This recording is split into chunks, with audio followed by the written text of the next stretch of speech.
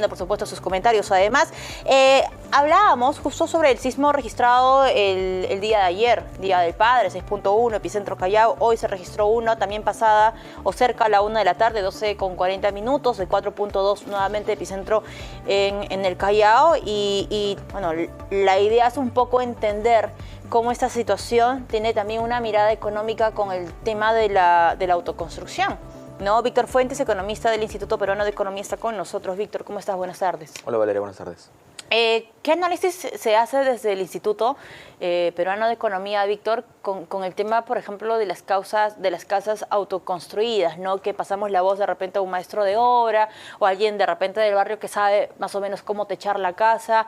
¿Hay riesgos, digamos, que se ponen en evidencia cuando se registran sismos como lo que vivimos el día de ayer?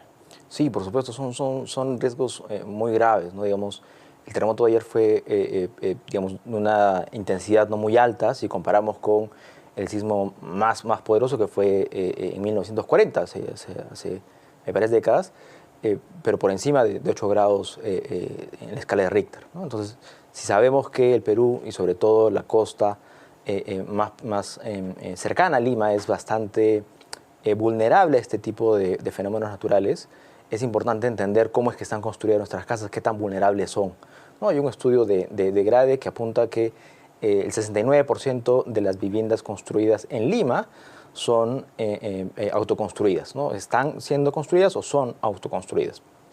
Pero la realidad no es muy diferente para el resto del Perú urbano, ¿no? Digamos, alrededor del 71% para el promedio nacional. El más bajito es de 66% en Arequipa, ¿no?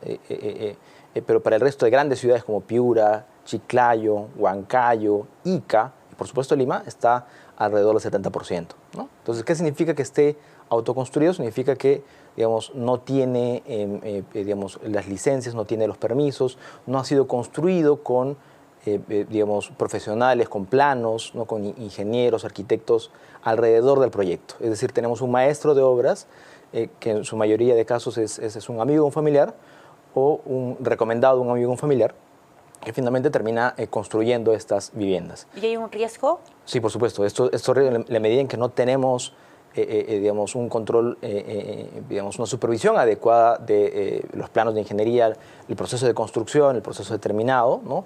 Digamos, nos enfrentamos a un riesgo en el que estas viviendas son autoconstruidas y, digamos, una gran parte puede enfrentar un riesgo de colapso frente a digamos, un terremoto de gran intensidad, ¿no?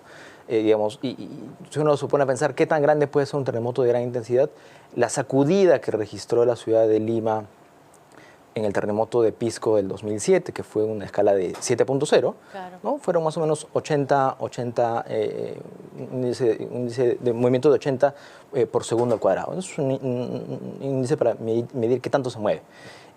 Según el Instituto Geofísico del Perú, ¿no? Digamos, un terremoto de 8.8 frente a las costas de Lima significaría que gran parte de la ciudad se movería por encima de 500 metros por segundo al cuadrado, es decir, más de 6 veces la intensidad que hemos registrado en Pisco con el terremoto de Pisco, ¿no? En 2007.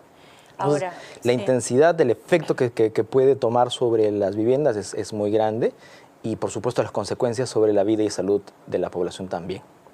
Ahora, estamos muy acostumbrados a esto de la autoconstrucción. Para muchas familias, pues ha sido la forma más normal, ¿no?, de levantar la casa, ¿no? De repente les ha ido bien en el negocio, tienen hijos, heredan incluso en algunos casos los aires para la familia.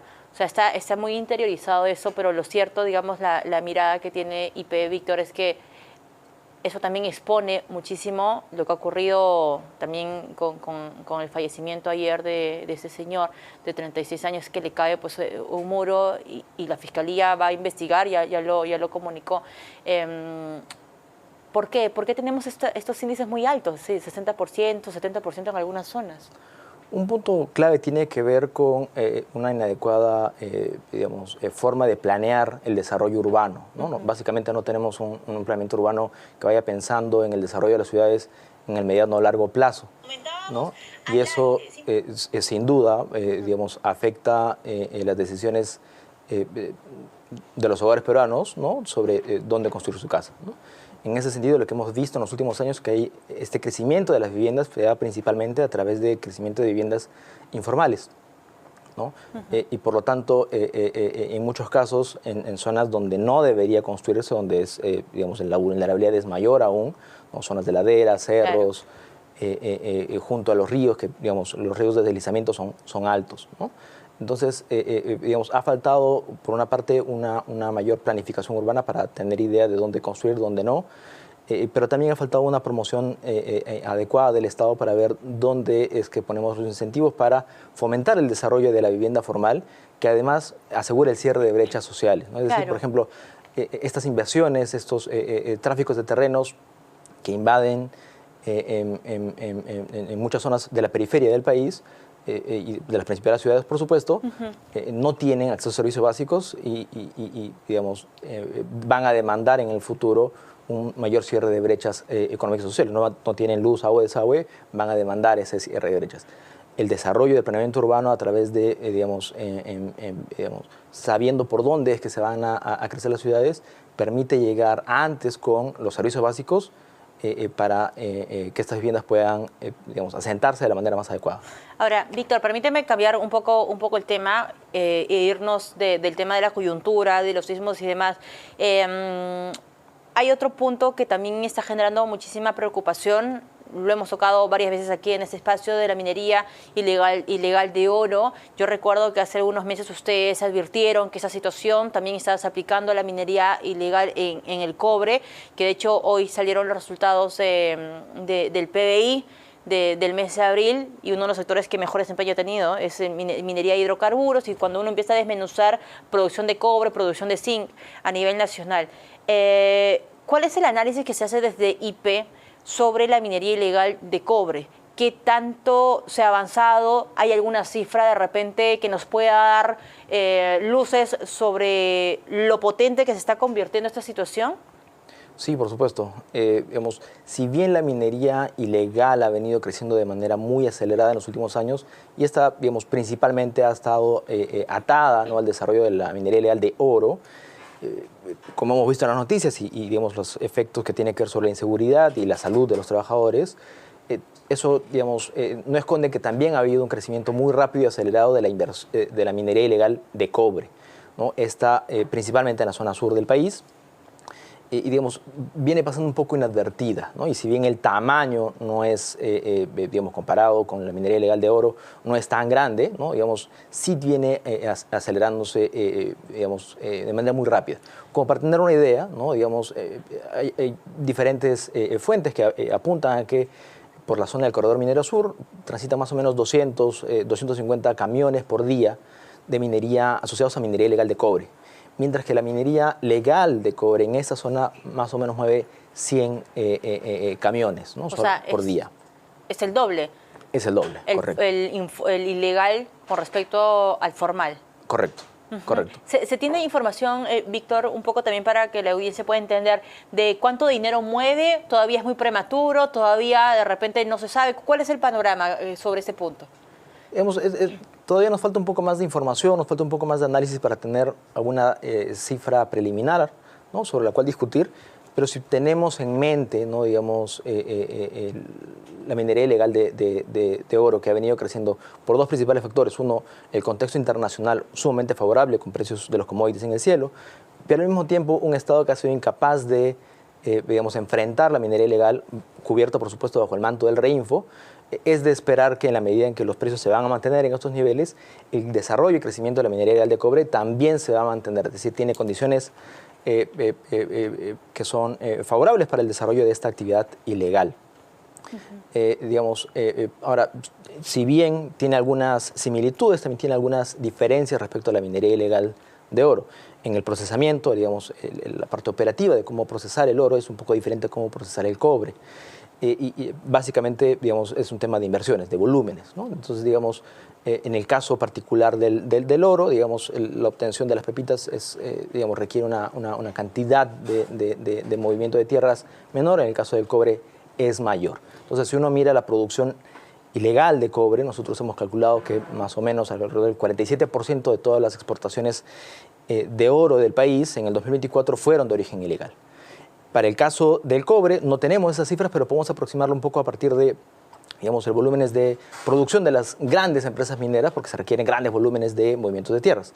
Más o menos entre el 90 y 92% de la producción de cobre en el país está asociado a grandes proyectos mineros. Entonces, si bien el tamaño de la minería que puede estar asociado en el caso de cobre a operaciones ilegales es más pequeño, no deja de ser preocupante y además, conteniendo las perspectivas de los precios todavía en niveles muy altos, ¿no? Esto digamos, va a permitir que siga creciendo. ¿Cuál es el riesgo? El riesgo está principalmente asociado a esos proyectos que, debido a la minería ilegal, están paralizados, están retrasados, no están saliendo. Hay varios, pero entre los que principales destacan están Akira en Apurímac, Michiquillay en Cajamarca, y un proyecto más en Apurímac también. ¿Que suman un total de cuánto dinero? Estos 3 proyectos suman aproximadamente 7.000 millones de dólares en inversión, y si esto lo comparamos contra la cartera de proyectos mineros, ¿no? Es un poquito más del 10%, ¿no? Es decir, tenemos más o menos el 10% de los proyectos cupríferos vinculados a cobre, ¿no?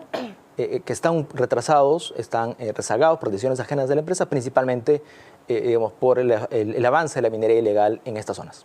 Qué interesante. Ahora, ya para ir cerrando, Víctor, hemos escuchado en los últimos días al ministro de Economía referirse al tema de la regla fiscal y ese nuevo ajuste que se ha planteado desde el Ejecutivo. Un poco, si quisiera que nos expliques de manera muy sencilla por qué es importante, qué es la regla fiscal y por qué es importante, Víctor, mantener, digamos, justamente prudencia, responsabilidad con este tema y qué consecuencias podría acarrear no cumplir nuevamente. Correcto. La meta fiscal es el límite máximo, digamos, sobre el cual el Estado no debería, los gastos del Estado no deberían superar sus ingresos. Y para que, digamos, se entienda el gran público de RPP, ¿no? Digamos, uno puede pensar en un hogar, ¿no? Un hogar tiene ingresos y tiene gastos. Permanentemente un hogar no puede tener más gastos que ingresos. Significaría que está, digamos, está excediendo sus gastos, está excediendo sus ingresos, está gastando más de lo que ingresa. Lo mismo ocurre con un país, a otra escala por supuesto, pero el espíritu es el mismo. No podemos tener gastos que permanentemente sean mayores con los ingresos. En esa línea, si volvemos al ejemplo de un hogar, ¿no? Digamos, si un hogar se traza unas metas de déficit máximo, es decir, un límite máximo sobre el cual voy a gastar por encima de mis ingresos, y si yo los voy incumpliendo, ¿no? Digamos, si yo quiero obtener un crédito, quiero ser atractivo para obtener algún tipo de financiamiento, digamos, las calificadoras de riesgo, ¿no? Los evaluadores de riesgo me van a evaluar como una persona que no está cumpliendo con sus metas. Y en ese sentido me van a evaluar de peor manera. En el mismo espíritu, un país que incumple sus metas fiscales, es percibido como un país que no cumple con honra con estas metas, con esta idea de asegurar que sus ingresos, su relación de ingresos y gastos sea sostenible, ¿no? Y también puede tener hacia adelante una calificación crediticia, una calificación en este caso soberana, ¿no? Menos favorable. Entonces, si esto lo llevamos a un terreno un poco más económico, un poco más macroeconómico, si nosotros tenemos déficits fiscales consecutivos que van superando la meta, es decir, estamos frente a un Estado, un gobierno que no tiene la capacidad de honrar con esas metas, está gastando mucho más que sus ingresos. Eso a la larga puede significar la pérdida del grado de inversión, es decir, que nuestra calificación crediticia, que en este caso es buena, reconocida en el mundo como, digamos, una economía que cumple, que honra con sus obligaciones, esto puede deteriorarse. ¿Por qué esto es grave? Cuando a un peruano le preguntan cuál es el periodo económico más bajo, cuál es el peor momento económico de la historia, suele identificar el periodo de finales de los 80 con la crisis hiperinflacionaria. Sí. Lo que normalmente no ocurre, o a veces pasa un poco desapercibido, cuáles son las causas, cuál es el origen de esta gran crisis hiperinflacionaria. Y esta gran crisis hiperinflacionaria estuvo sumamente asociada en sus orígenes a malas decisiones de gobierno, a políticas fiscales inadecuadas. Por supuesto, un Estado empresario muy grande, que teníamos cientos de empresas deficitarias y una serie de políticas de gasto amplias. En ese momento teníamos un Banco Central que no era autónomo, no es el Banco Central que tenemos hoy día, ¿no? Terminó emitiendo un montón de billetes, la famosa maquinita, y después nos metimos en un problema hiperinflacionario. Normalmente ese origen del problema no se recuerda, pero digamos, hay factores que nos hacen pensar que en este momento, si no tomamos el toro por las astas y empezamos a corregir estos problemas de déficit fiscal, nos podemos meter más o menos en el mismo problema. No asegurar la solidez fiscal del Perú en este momento es crítico porque vamos a comprometer no solamente, digamos, la posición fiscal, que más adelante van a significar más impuestos o más deuda, porque recortar gastos hemos visto que es muy difícil, cerca del 60% del gasto en el Perú, del gasto público, es muy rígido, es decir, son salarios, sueldos, pensiones, la planilla, ¿no? Planilla, cosas que no podemos cortar. Entonces, dado que no podemos cortar gasto, vamos a tener que subir impuestos o tomar más deuda. En cualquier caso, eso digamos, va en contra de un país que trata de consolidar sus políticas fiscales, su solidez fiscal. Ese brillo le estamos perdiendo un poquito si es que no tomamos acciones pronto. Muy bien. Muchísimas gracias, Víctor, por la explicación. Víctor Fuentes, economista del Instituto Peruano de Economía. Amigos,